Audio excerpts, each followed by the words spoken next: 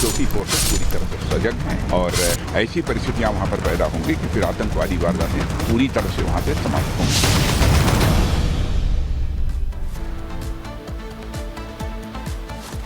तो चलिए आगे बढ़ते हैं। बात एक बार फिर से जम्मू कश्मीर की कर लेते हैं, क्योंकि जम्मू कश्मीर में आज सुरक्षा बलों ने 2 आतंकियों को ढेर कर दिया है। इसी के साथ कल शाम बडगाम में 2 गैर कश्मीरी मजदूरों पर हमले का बदला भी ले लिया गया। दरअसल 15 दिनों के भीतर गैर कश्मीरी मजदूरों पर हमले की ये दूसरी घटना थी। इसके माध्यम से पाकिस्तान घाटी में चल रहे विकास को रोकना चाहता है, जिसके लिए उसने एक और नया प्लान जो शुरू कर दिया है। वो क्या प्लान है और किस तरीके से आतंकियों को मुंह तोड़ जवाब सेना के जवान दे रहे हैं, रिपोर्ट के जरिए आपको दिखाते हैं।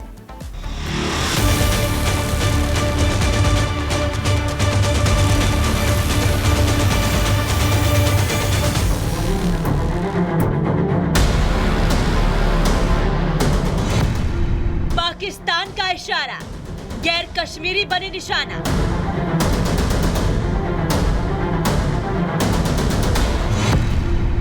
घाटी में आतंक और कट्टरपंथ का नया कॉकटेल। आतंक की साजिश के नए ब्लूप्रिंट पर बड़ा खुलासा। कश्मीर घाटी में एक बार फिर आतंकी हमला हुआ है।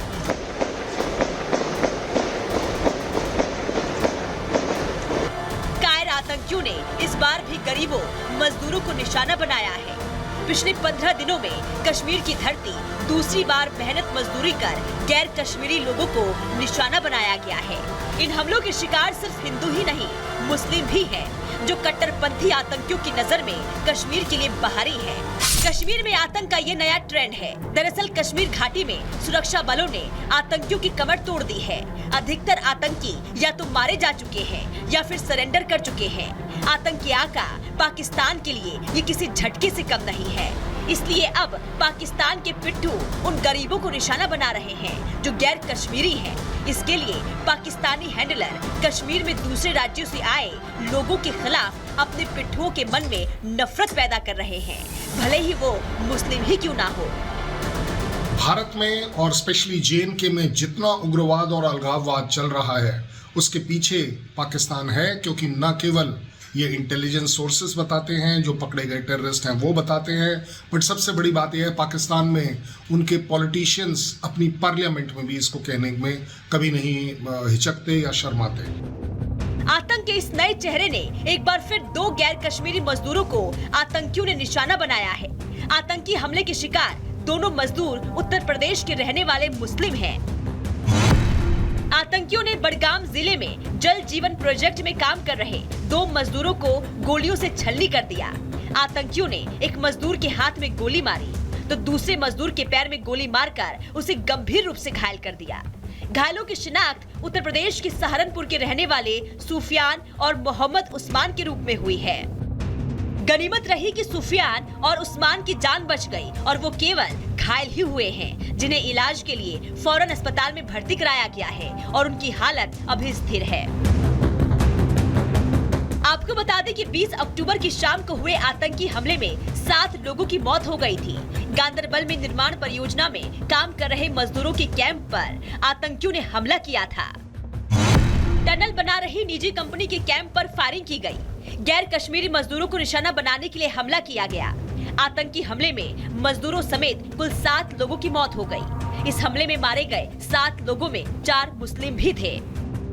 उसको उन्होंने एक टेररिज्म का सपोर्ट दे दिया है कि यस अलगाववाद, दैट मीन्स इंडिया से आप अलग हो जाइए, अपने आप को आप पाकिस्तान में मिला लीजिए।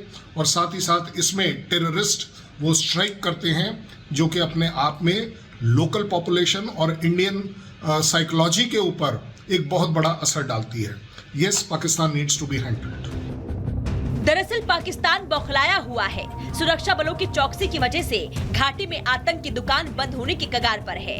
इसलिए अब धर्म के नाम पर दहशत का व्यापार करने वाले अब हिंदू मुसलमान में भी भेद नहीं कर रहे हैं। लेकिन इसे लेकर कश्मीर में सियासत भी जारी है। दरअसल उमर सरकार की सत्ता संभालने के बाद ऐसी घटनाएं अचानक बढ़ गई है। हम इसे निपट लेंगे इंशाल्लाह। लोग इसके साथ नहीं है। मैं इस बात में ये कहूँगा कि इस पर तहकीकात होनी चाहिए, हो कैसे रहा है। इसके बजाय कि इनको मारें, इनको पकड़ना चाहिए और पकड़ के हमें मालूम करना चाहिए कौन इनके पीछे। यदि फारूक अब्दुल्ला साहब को ऐसा कुछ लग रहा है तो अब उनकी पार्टी अपोजिशन में नहीं है, अब वो सत्ता में है।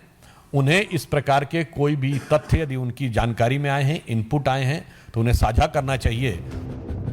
फिलहाल घाटी में आतंक के खिलाफ अभियान जारी है। सुरक्षा बल लगातार अमन के दुश्मनों का सफाया कर रहे हैं। इन हमलों की साजिश रचने वालों पर जल्द ही हिसाब होने की भी उम्मीद है। Bureau report, Republic Bharat.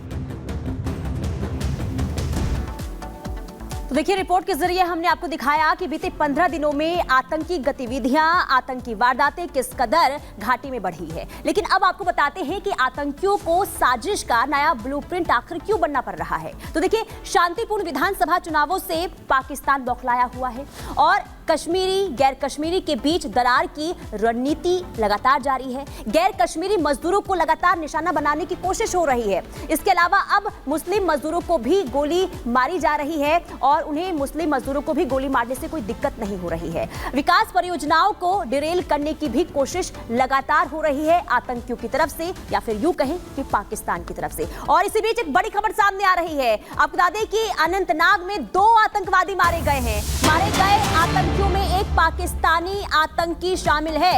ये बड़ी खबर इस वक्त सामने आ रही है क्योंकि बीते 24 घंटे में जम्मू कश्मीर में 3 जगहों पर लगातार ये खबरें सामने आ रही थी कि आतंकी वारदातें वहां पर देखने को मिली है और इसके बाद सेना का सर्च ऑपरेशन तीनों जगहों पर लगातार जारी है। लेकिन अनंतनाग से खबर सामने आ रही है जहां आतंकियों को मार गिराया गया है, जिसमें से एक पाकिस्तान का आतंकी बताया जा रहा है। तो अनंतनाग में 2 आतंकवादी को सुरक्षा बलों ने मार गिराया है।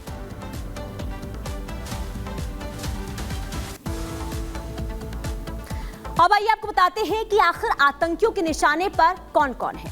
देखिए, गैर मुस्लिम की बात करें, कश्मीरी पंडित की बात करें, या फिर दूसरे राज्यों से जो लोग जम्मू कश्मीर में आते हैं कामकाज करने के लिए, जो मजदूर आते हैं, उनके निशाने पर भी लगातार जो आतंकी हैं उन पर निशाना बना रहे हैं। इसके अलावा बीजेपी कार्यकर्ताओं की बात कर ले, सेना के जो जवान हैं, जो अधिकारी हैं, उन पर भी हमले लगातार हो रहे हैं। इसके अलावा स्थानीय निकाय प्रतिनिधि जिनको लगातार आतंकी निशाना बना रहे हैं।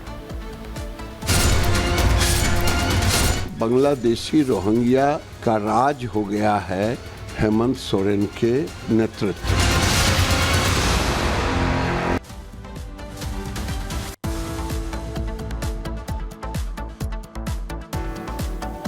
चलिए आगे बढ़ते हैं। खबर आपको झारखंड की बता देते हैं। झारखंड में विधानसभा चुनाव को लेकर प्रचार जोर शोर से चल रहा है और इस बीच प्रदेश में घुसपैठ का मुद्दा भी जोर पकड़ने लगा है। बीजेपी के कई नेताओं ने कई ऐसे आंकड़े दिए हैं